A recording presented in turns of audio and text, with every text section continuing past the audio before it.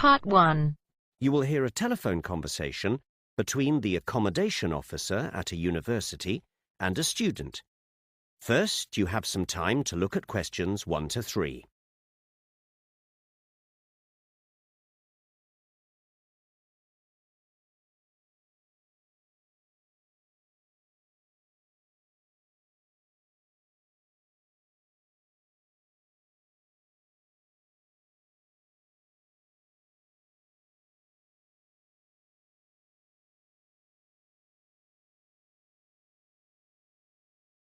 Good morning.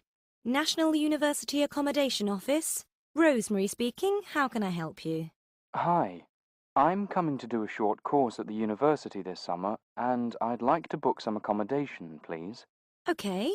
Have you seen the online booking form on our website? Oh, no. Sorry, I didn't realise. Don't worry. I can fill it in for you now if you like. Then I can email it to you so you can check it and submit it online. Will that be okay? Oh, yes. Thanks. Okay. First of all, what's your surname? Blake. That's B-L-A-K-E. Okay. And your first name? Daniel. Is that D-A-N-I-E-L? Yes, that's right. Thank you. And have you studied with us before? Yes, I have. Great. Then you'll have an ID document with a number. Have you got that to hand? Yes. Here we are. The number is 410623. Thank you. And I'm putting male for gender. That's correct. Could I take an email address, please? Sure. It's d.blake@internet.com. All lowercase. Okay. So that's d.blake@internet.com. That's correct. And do you have a phone number where you can be reached if there's a problem? Yes, that's 0779 435 354. 453354? No, 435 354. Okay, I've got it. Before you listen to the rest of the conversation, you have some time to read questions 4 to 10.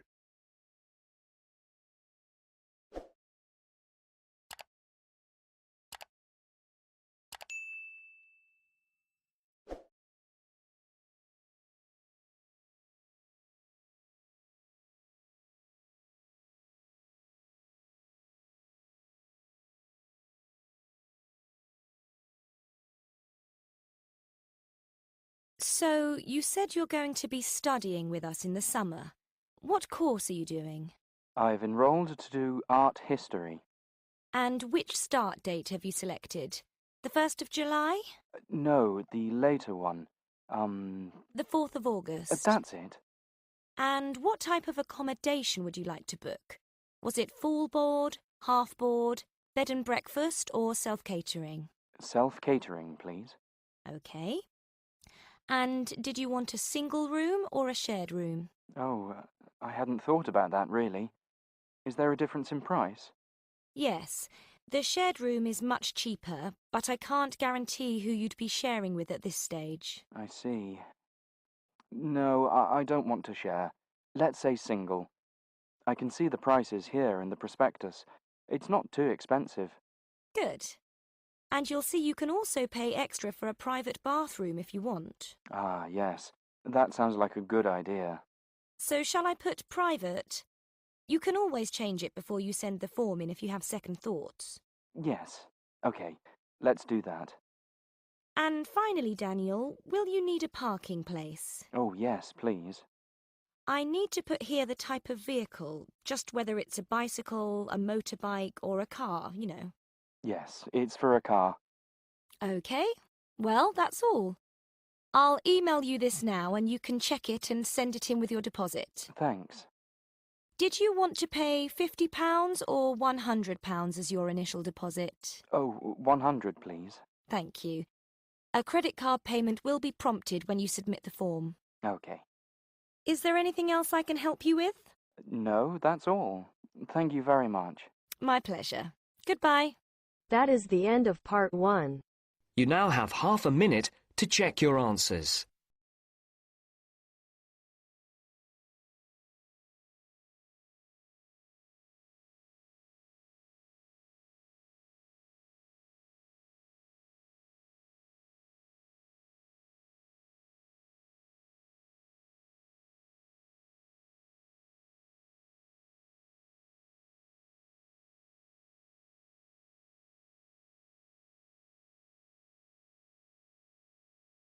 Now turns to part 2.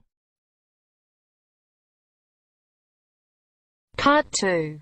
You will hear an introductory talk about a countryside and woodland program. First, you have some time to look at questions 11 to 17.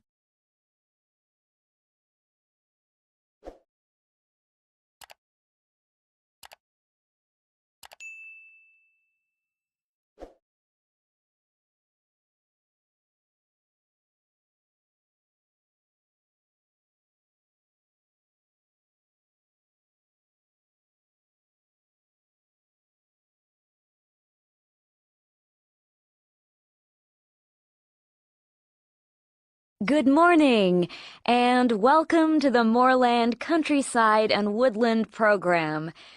I'd like to give you some information about the program and the short courses we run for people on woodland awareness.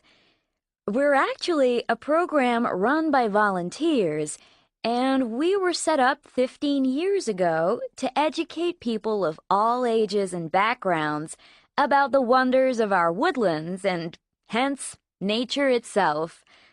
And for the past 5 years, we've been taking groups of youngsters and their teens on educational trips on Fridays, Saturdays, and Sundays. From schools, mainly from around the area, but some have come from much further afield. At first, some youngsters are not very impressed by the setting, because we discourage them from using any electronic devices, especially smartphones, so they can engage more with the surroundings. This throws them quite a bit. But almost without exception, by the end of the 3 days they're here, the young people don't want to leave and want to come back again. In fact, 2 of the workers here came with student groups 5 years ago. And when they left school, they came straight to work for us. The program is completely self-sufficient, due in part to the sales from the plant nursery and also to donations. But the bulk of our income's now from running the educational and awareness courses. This is a basic map of our center.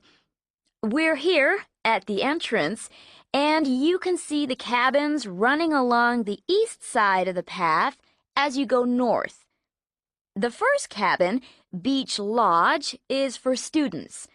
It's quite large and can accommodate 10 students in bunk beds.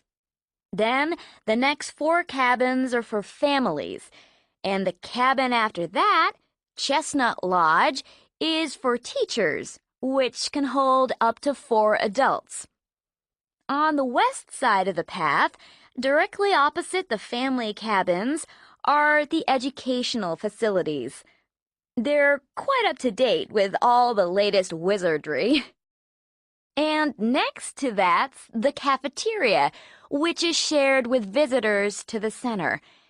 Just beside the cafeteria is a family area with climbing frames for children. We don't allow open-air cooking here because of the trees. The plant nurseries, that area you can see that runs all the way along the north part of the map. Before you hear the rest of the talk, you have some time to look at questions 18 to 20.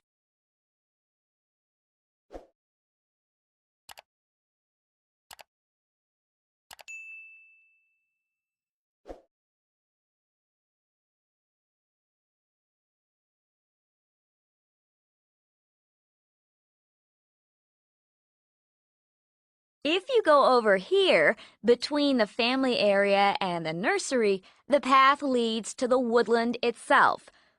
We're on a hill here and quite high up, and as there's some spectacular scenery around here, we have breathtaking views of the countryside.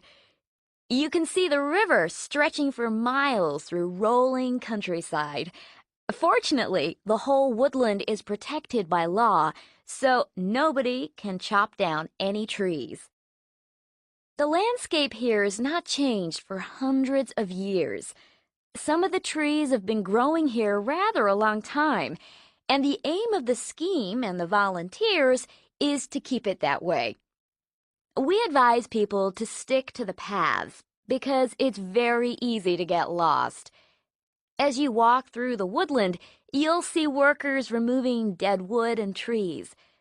I'd ask everyone not to remove anything like seeds or flowers from the woodland so we can try and conserve it for future generations. That is the end of part 2. You now have half a minute to check your answers.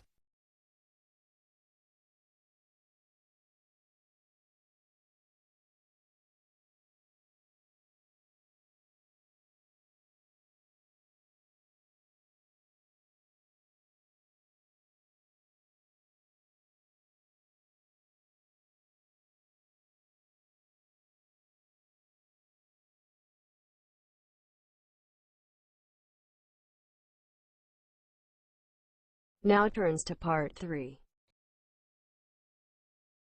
Part 3. You will hear two students talking about a research project they have to do together.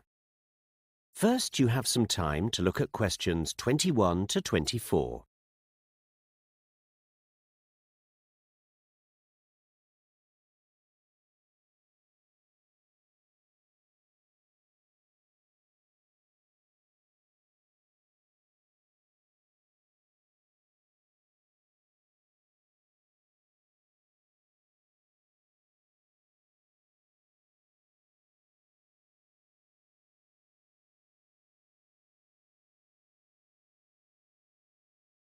Hi, Mark. Kirsty, hi.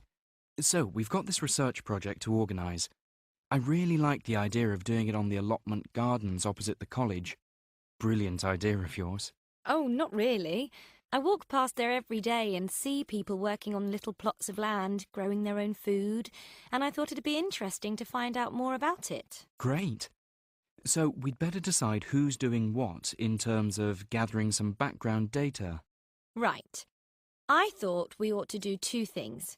Do some background reading, then actually go and interview some of the people involved. Sure. I guess we could start by looking into why the allotment gardens are there, whose idea it was, when they were established, etc., looking at historical records. Well, I've already discovered that it was a national programme in the 1920s, so our local one would have been a part of that. I guess we could look at local records to see why this particular site was chosen. OK, I'll do that then. I guess it was wasteland or something. There's quite interesting geology and soils round here, actually. Oh, I don't think we need to go into all that. Oh, OK. But what you could do is find out what the terms and conditions are for the gardeners. Do they pay rent? Do they have a contract, etc.? Well, I think you can ask them that. We don't need to research it ourselves. Yes, you're right. But I did read a newspaper report that said the site was under threat of development. You know, somebody wants to build housing there. Really? Now that is interesting. I could look to see whether anyone's applied for permission to the local council's planning office. Exactly. OK, great.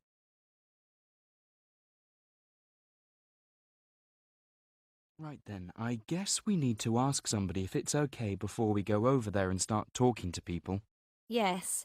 The land belongs to the city council and somebody there manages it. I'll give them a call. Great. He should be able to give you a plan of the site too. Yes, and maybe some indication of who amongst the gardeners it might be best to approach, like who's been there the longest or whatever. Yeah, OK. It might be good to have an introduction rather than just approaching them out of the blue, actually. I agree. Then I thought I ought to check out any other research there's been on the subject. Yes, that's true. We don't want to do stuff that's already been done. Before you hear the rest of the conversation, you have some time to look at questions 25 to 30.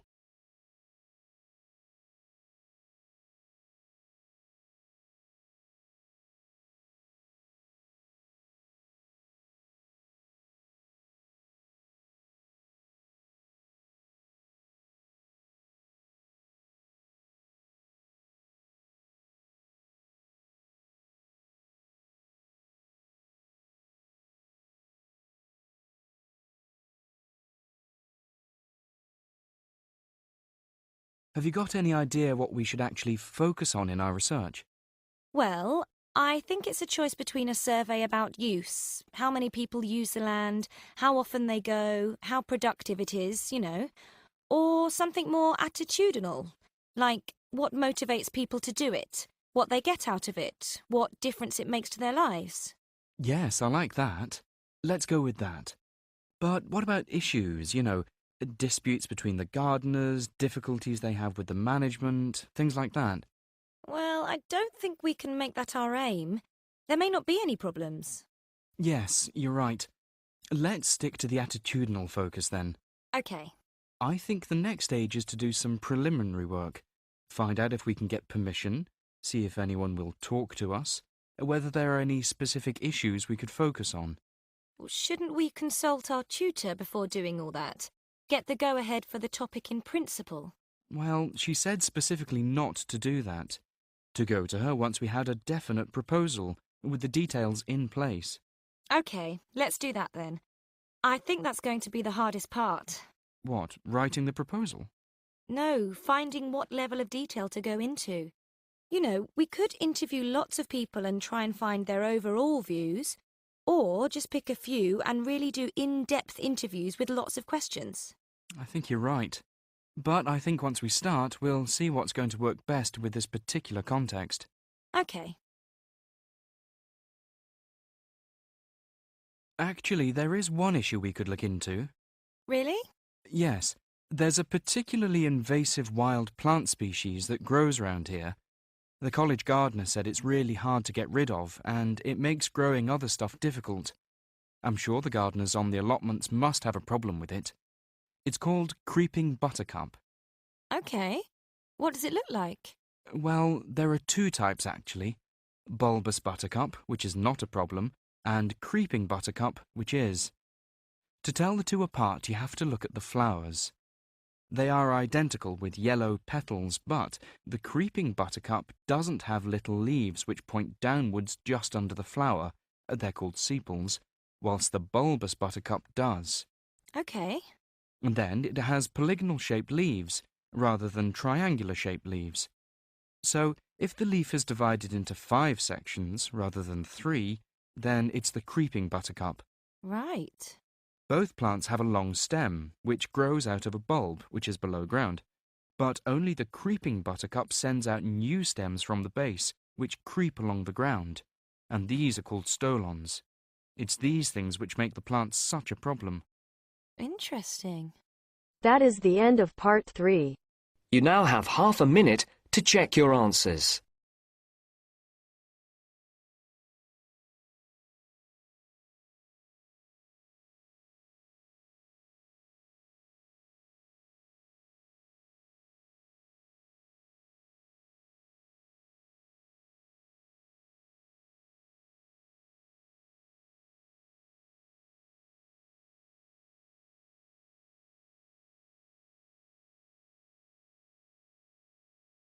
Now turns to part 4.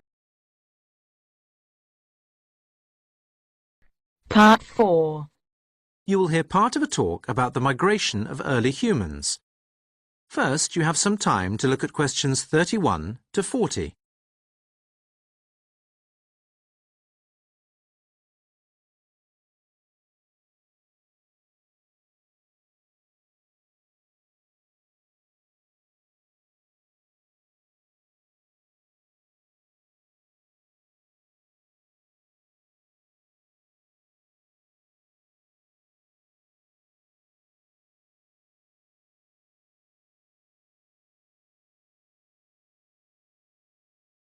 Well, in today's lecture, we are going to explore early human migration out of Africa to colonize the world.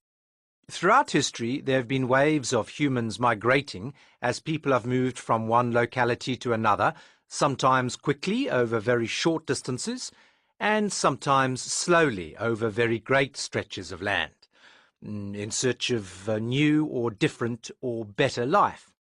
There now appears to be general agreement that the first movement of people of any real significance in any part of our planet originated in East Africa, approximately 100,000 years ago.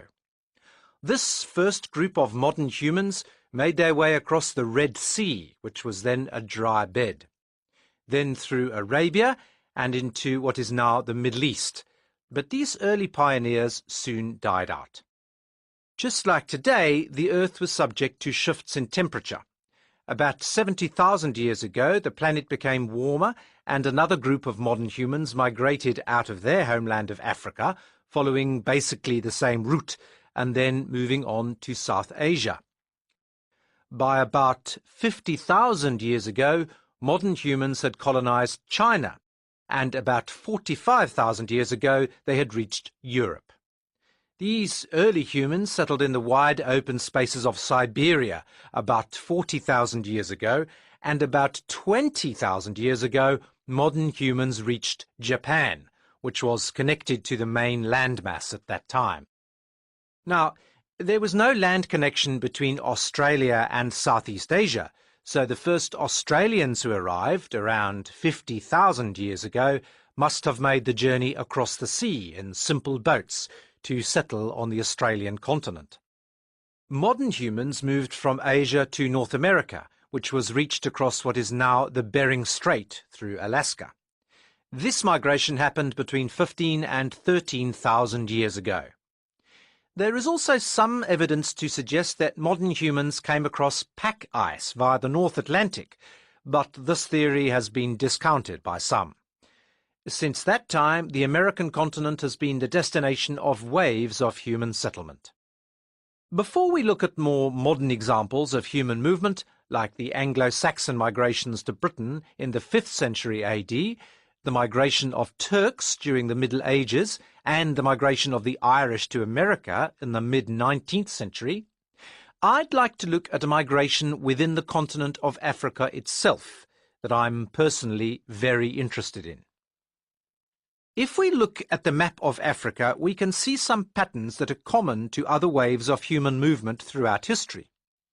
The routes here show what is probably the most significant migration in Africa itself, that of the Bantu, who spread out from a small region in West Africa near the present-day border of Nigeria and Cameroon, just around here on the map, to occupy roughly 30% of the continent by the year 1000 AD. A trigger for this movement may have been the result of the cultivation of the yam, a starchy root vegetable which Bantu farmers started to grow as part of their staple diet. This cultivation began around 2750 BC, resulting in the expansion of the population. The Bantu people then spread out into the neighbouring territories, which were at that time sparsely populated. As the land of the rainforest could not sustain the farmers and their families for longer than a few years, they moved on, felling trees and creating new clearances in the forest to cultivate yams. With the numbers of the Bantu on the increase between 2500 and 400 BC, the people were constantly on the move, migrating south down through modern-day Congo in Central Africa, and reaching Zimbabwe and modern-day South Africa by about 100 AD. It was contact with Sudan in North Africa that introduced the Bantu to iron production, in which they excelled. Once they had exchanged knowledge of working in iron from Sudan, the quality of their work rivaled that produced by the Mediterranean people of the time. They now had better tools to cut down trees, clear forests, and work fields. And there is one other benefit iron gave them, and that was a military advantage over their neighbours. I'd say that migration has transformed the world from early times, and we all reap the benefits of different peoples coming into contact with each other. That is the end of part 4. You now have half a minute to check your answers.